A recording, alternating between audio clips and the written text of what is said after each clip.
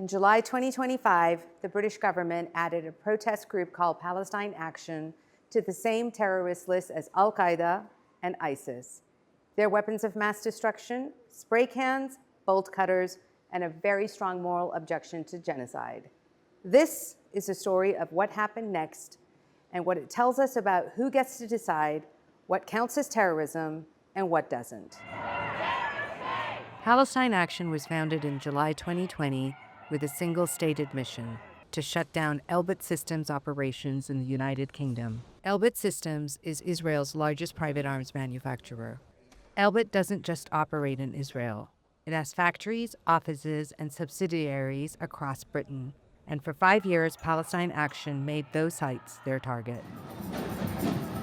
In 5 years and 45 documented direct actions, Palestine Action never harmed a single person. So, how did a group of activists with spray cans end up on a terrorism list?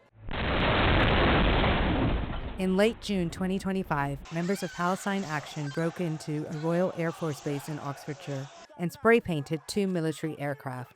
Prosecutors say the damage cost around £7 million. Get your hands out now!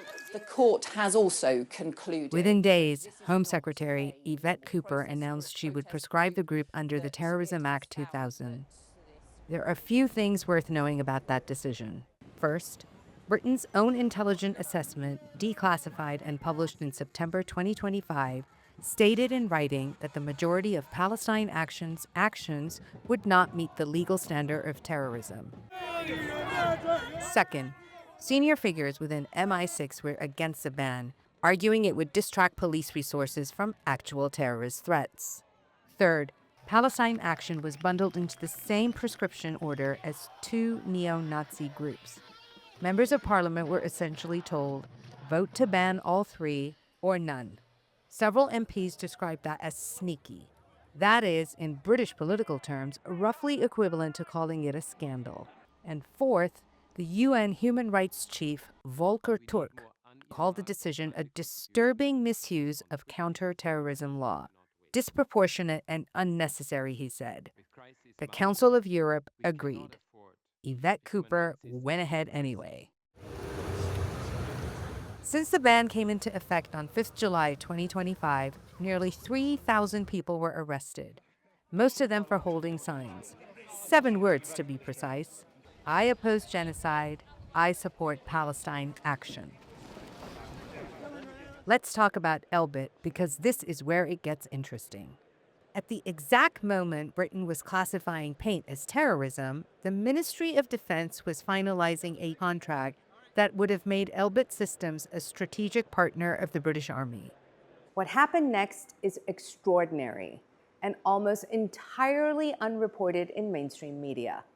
8 Palestine Action activists, imprisoned on remand and awaiting trial, launched a hunger strike.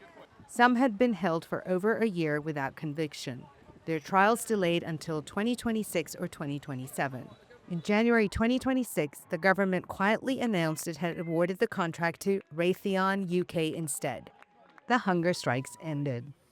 On February 13, 2026, the UK High Court ruled that the ban on Palestine Action was unlawful, disproportionate, to be quashed.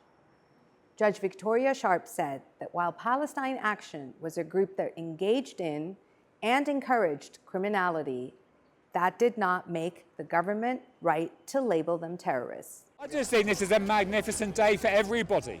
Palestine Action's co-founder, Huda Amori, called it a monumental victory for our fundamental freedoms, and in the struggle for freedom for the Palestinian people.